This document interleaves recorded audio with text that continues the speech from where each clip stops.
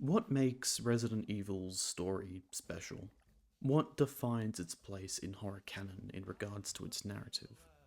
More than anything, I think it's the interconnected narrative and the world that it builds. I'd go so far as to say that the real horror of Resident Evil is found in the implications hidden in that tissue, in the glue that binds the various works together. The franchise's international title, Resident Evil, was in reference to the monsters of the Spencer Mansion, the evils in the residence. But that name has taken on a new meaning that has grown stronger with each installment. As an adjective, resident refers to someone or something filling in a role. Pretentious chum is the friend group's resident twit, but that also connotes permanence. If I'm the resident twit, I'm filling in a role. I've become a necessary part of the ecosystem. Every game brings with it a new villain, a new virus, a new derivative. But it's the same evil at heart. And that evil, as you come to realize, isn't going anywhere. It's the resident evil. But resident to what exactly? Well, the franchise posits that the evil is resident to capitalism. When coming up with Resident Evil ideas, Capcom follows a concept that they call bioreal, meaning something that is plausibly real to the fictional universe, if you squint at it. Village seemingly has a lot of supernatural aspects, vampires, werewolves, telepathy, but they were explained as understandable exceptions of the megamycete. To me, this term has another meaning. It's not just about the monsters being plausible to the science of the universe, but the horror's place in its world being plausible to our own. Every Resident Evil game plays out the same. Hell, the animated projects follow the same formula. The delve into chaos, uncovering the mystery, and facing the tyrant, most often by blowing them up with a rocket launcher. This formula can be shaken up, of course, but its repetition borders on insanity for the recurring cast of characters. Every happy ending is the precursor to yet another outbreak.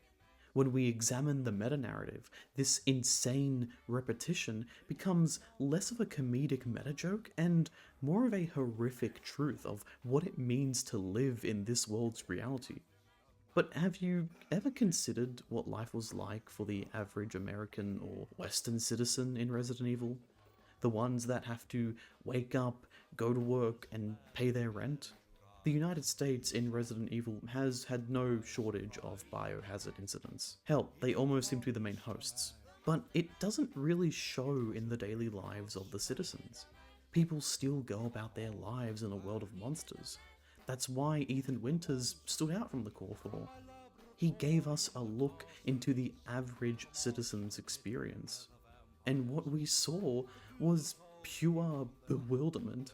But his duology still carried that Resident Evil charm, especially in Village. The core of Resident Evil, to me, is that B-movie charm. It's remarkably silly and absurd. It carries with it a tongue-in-cheek comedy. This creeping tone clashes with the overtly serious tone of Ethan's games. Resident Evil 7 was the soft reset. It brought a grounded darkness and grit that no previous entry had.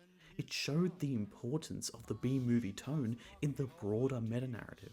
It reflects the absurdity of living in a world of commonplace atrocities.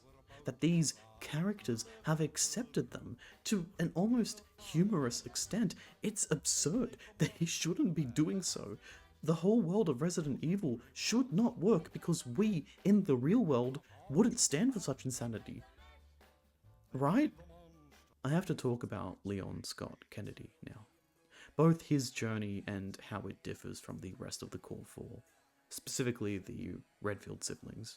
Leon's bioweapon fighting origins are very reminiscent of post 9/11 patriotism.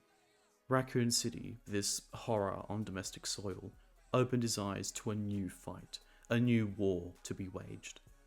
But of course, that's not the whole story. Leon didn't go marching into an enlistment office. He was coerced by the US government, who had the 10-year-old Sherry Birkin in their custody. Leon's loyalty to his government is a result of what can best be described as Stockholm Syndrome and an immense grooming of a young man who joined law enforcement to help people. Remember, Sherry's long since become an adult. Perhaps he found solace in his position. Perhaps having the power to fight bioterrorism helps him sleep at night. But at the end of the day, he still upholds the system that allows for these atrocities. Many of the franchise's villains are victims of the system. Curtis Miller, in the film Degeneration, sought to expose the government's cover-up of Raccoon City. Then came Jason in Infinite Darkness, who sought to, again, expose the government's bioweapon experiments in Panemistan, a fictional stand-in for Afghanistan. The company that Curtis sought to expose was integrated into Tricell, who also recovered his body. As for the data that Jason sought to release, it was ultimately held by Leon against Claire's wishes. Jason wanted chaos. He wanted fear. He wanted the system to crumble no matter the cost. Claire wanted change. Leon wanted stability. And it strained their relationship for years to come. Like I said before, that outfit doesn't suit you. Leon's actions, Leon's choices, led to what I call the Stability Trilogy, that being Resident Evil 6, Vendetta, and Death Island. What I find most interesting about Resident Evil 6's plot is that it confronts Leon's decisions of the previous decade. The antagonist of the game, Derek Simmons, was a foil to Leon. Leon served American hegemony to counter bioterrorism, and Simmons, who served as the National Security Advisor, performed bioterrorism in order to serve American hegemony. Are you here to avenge the president? Is that it? You fool. Had he disclosed the truth behind Raccoon City, the US would have lost all its authority, and the global political order would have collapsed. There's an overarching villain here, and it's not bioterrorism. But that's not how it was presented to the public, especially after the existence of BOWs became known after the Terra Grigia panic, when an entire city was overrun and destroyed in a bioterrorist attack. Despite 9/11 and the War on Terror canonically happening, this event was the 9/11 for the War on Bioterrorism. During the events of Resident Evil Revelations, the commissioner of the Federal Bioterrorism Commission, Morgan Lansdale, was revealed to be responsible for the incident. It was an inside job to accumulate more power. Regardless of 9/11 conspiracy theories, the real-life event was an excuse for the American government to show more domestic authoritarianism and more foreign intervention. The aftermath of September 11 showed that the greatest evil wasn't the terrorism as much as it was the hegemony that sustained itself on the fear of terrorism. But the public don't care about that. Sure, they may pay lip service to it, but they'll never truly confront it. In Resident Evil, no one cares about the power grab of the Terra Grigia panic as much as they care for the scary monsters that were there, because it's easier for them to ignore the first. The American people of Resident Evil are not just frogs boiling in water, they're merely getting hit by the steam. Sherry Birkin was groomed even more so than Leon. Like him, she's a federal agent, but Simmons was her guardian after her parents died. So her patriotism and loyalty are a lot stronger than Leon's. Man, terrorism is lucrative. Maybe they have an oil baron or two in their pocket. Oil barons. You know, the country I was born in, people think Uncle Sam causes most of the problems in this world. Yeah, sure. Everyone loves to blame America for everything. We're not the bad guy, Jake. Look, these terrorists unleashed bioweapons on our country too. Just like with Terra Grigia, just like with 9/11, they cannot overlook their victim complex to see the bigger picture, to see that these moments do not happen in a vacuum, and the game is critical of her position. Remember, this girl has been groomed by Derek to think this way, by the game's antagonist. This isn't about Simmons, this isn't about one man. The films that follow, Vendetta and Death Island, further support this. I made the connection between Terra Grigia and September 11, but the villain of Vendetta, Glenn Arias, who was a former CIA asset, was openly connected to the War on Terror. His work linked to the Syrian civil war, which occurred in-universe just as it did in ours. His reason for seeking to destroy the world? The bombing of his wedding, which killed many attendants, including his wife and best friend, who left behind a grieving daughter. I'll be blunt, I think this took heavy inspiration from the Wekbaktul massacre in Afghanistan, when on the 3rd of November 2008, the United States airstruck an Afghan wedding party, wounding 27 and killing 37 civilians, including 23 children, 10 women, and 4 men. This is a very heavy thing for Resident Evil, and this illusion greatly affects how I view the ending of the film, when an outbreak in New York City is cured and the bioweapons turn back into humans. Of course, I recognize that it's good for our heroes to save the day, but I also recognize the exceptionalism on display, one that feeds into this greater narrative's critique of Western capitalism and imperialism. American soil is not only more immediate, but more dire than a wedding overseas or a fictional stand-in for Afghanistan. It concerns people that we actually care about. It's more deserving of special consideration. It is allowed to be a tragedy. So of course, New York will go back to normal. That way, Leon S. Kennedy can keep the peace. Death Island is not a Leon-focused plot, but it does stand with Vendetta in a way that differs the two of them from Degeneration and Infinite Darkness. The villains in these two don't want to expose anything. There's nothing to expose anymore. There's no risk of American hegemony being threatened by the truth. And look at the world we live in now.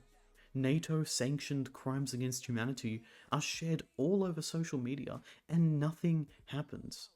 Those in power are exposed for the most horrific crimes people can commit, and nothing happens. It's easier to hide behind 40 atrocities than a single incident. If the fictional atrocities that I just spent the entire video exploring were revealed to the public in Resident Evil 9, nothing would change. People wouldn't take up arms. They're too privileged. And those that aren't are desensitized. These villains know that the only thing that can destroy power is raw power. The Redfield siblings take a different route from Leon. Claire joins the NGO TerraSave, but sadly not much is done with her, or Jill Valentine for that matter. The franchise is very male-centric. So I'll talk about Chris instead. I'm going to compare Chris's mission in Resident Evil 5 to Leon's mission in Resident Evil Damnation. Both men have the same goal: counter bioterrorism in a region torn by civil war. For Chris, it's Kajilju in West Africa. For Leon, it's the Eastern Slav Republic. The US is there for hegemonic reasons. Even though Leon goes rogue to pursue bioweapons, he's still there to serve US interests. The film reveals that the CIA was keeping tabs on him, and the ending involved the US and Russia overthrowing the local government when it's revealed to be manufacturing bioweapons. Was it for a good reason? Sure, the same way that all of their actions are. But think about it critically. Do you think that a war-torn failed state with an abundance of natural resources is going to be truly sovereign with the US and Russia swooping in? Looking at Resident Evil 5, the antagonists aren't a foreign government, but a conglomerate developing bioweapons by exploiting the global south.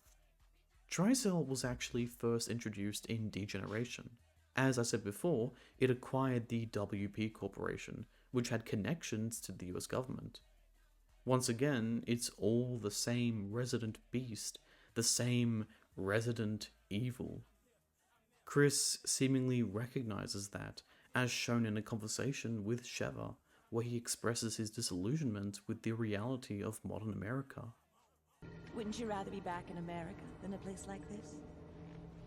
Not necessarily. Some people might think America has its own dark side. That doesn't sound very patriotic. I'm just a realist. It's a capitalist society. Not everyone is cut out for that kind of constant pressure. Sure, there are opportunities to be had, but at what price? You gain, someone else loses. You don't sound like any American I've ever met. That's the great thing about us Americans. We're all different. Chris was one of the original 11 founding members of the BSAA. The organization was sanctioned by the United Nations. This is a key difference between the Redfields and Leon. The Redfields know that they truly can't accomplish anything within the American system. Following the events of Resident Evil 5, Tricell was publicly condemned and dissolved. It's remarkably similar to Umbrella's lackluster downfall. Resident Evil 2, 3, and Code Veronica all end with characters declaring proudly that they're going to face Umbrella in some climactic showdown. But that never happens. The opening of Resident Evil 4 makes it very clear that what took down Umbrella was nothing more than bankruptcy. Their assets, their bioweapon research, flooded the market. The only thing that can fight capitalism is raw power, and our characters are nothing but individuals. Umbrella was a product of capitalism, and it was consumed by that system in the same way an animal carcass decomposes and fertilizes the soil. It's all one ecosystem, and nothing has changed. What differs Tricell's downfall from Umbrella's is seen in the Umbrella Chronicles, when it was revealed that Albert Wesker provided incriminating evidence against Umbrella. This evidence was never publicized for the sake of protecting US interests. In the other case, the US government had no immediate part to play in Tricell's actions in Africa, so it wasn't hard to condemn them in the same way that it was for Umbrella. And yet, at the same time, the US government was shown to be doing the exact same thing in Panemistan. It's the same Resident Evil. Resident Evil 5 sparked a change in Chris. While he was consciously aware of the fact that this was a forever war against capitalism, part of him truly believed that killing Wesker meant something. Taking care of Wesker was definitely a big turning point. I realized what I had been fighting for. But then again, at the same time, defeating a monster like him really made me feel like I had accomplished all that I had set out to do. I had no intention of giving up the fight. These are Chris's thoughts prior to Resident Evil 6, until he loses an entire squad and falls into an amnesiac depression. He can talk all he wants about how he'll keep fighting the good fight, but the futility takes a toll on him, as it would 1 year later for Leon during Resident Evil Vendetta. This futility smacks Chris right in the face in RE7 and 8. I said that Ethan's games offered a grounded citizen's perspective, and that was true, but not just for Ethan. The Baker family are victims not of simple bioterrorism, but of plain corporate capitalism. The connections, the organization that was transporting Evelyn before being shipwrecked near the Baker estate, were working with Miranda, a scientist with strong ties to Oswald Spencer, Umbrella's founder. It's the same Resident Evil. They left Evelyn with that family to study her and sell her data. It's a repeat of the Spencer Mansion incident, when Wesker sent in stars to record the BOW combat data. And no one notices. No one says anything. The authorities do nothing. This innocent family, and Lucas, is left to fend for themselves. Every Resident Evil game is an individual story. Very rarely do any of them push the lore forward. All of the changes occur between games. Because that's the reality of living in late-stage capitalism. Everyone's fighting their own tiny beast that's nothing more than an extension of a larger monster. And we're weak, because that monster keeps us too preoccupied to do anything else. That's one thing that makes the title of RE7 so genius. In Japan, it's Biohazard Resident Evil. Internationally, it's Resident Evil Biohazard. It's not only a return to form, but it speaks to a synergy, this shared experience, shared suffering, a shared identity amongst the proletariat. Chris in RE7 is still working with the BSAA, but also alongside Blue Umbrella, a PMC formed of Umbrella's remorseful former employees. He's begrudgingly doing so. He tries to trust them. At the end of RE8, it's revealed that the BSAA is using bioweapons themselves. Chris, at this point, has gone rogue, just as Leon did in Damnation. But unlike Leon, Chris doesn't go back to his corrupt employers. Chris was one of the founding members of the BSAA, and he's seen it become a shell of its former self, even though it's UN sanctioned. Because, once again, this evil is inescapable. The United Nations aren't some bastion of good, they're a manifestation of the colonial machine. It's too simple to call them an extension of US hegemony. No, the UN and the American Empire are part of the same single globalized parasite. This extends to Russia and even China. This extends everywhere a profit can be spun. This is where the futility of Chris Redfield's forever war against bioterrorism reaches its pinnacle. It was the only logical conclusion. Resident Evil 9 has yet to release, but it'll feature Leon's return to Raccoon City. Will we receive closure? Maybe. Maybe for him. Maybe, like Chris with Wesker in Resident Evil 5, he'll be able to put his demons to rest. But like Chris, that doesn't mean that the Forever War ends. This, to me, is what makes Resident Evil so special in horror. It tells a story that can only be told through an interconnected narrative spanning decades. A lot of people, such as myself, have always been a little frustrated with the fact that we'll never get a consistent, ongoing narrative that gives us the fan service and development, overt development, that we want. Hell, even the animated projects don't deliver on that. And I think that's the point. Yes, these games are made to make money, but if you look at the broader picture, you start to realize that however many doors you open, you'll always be trapped in that evil residence.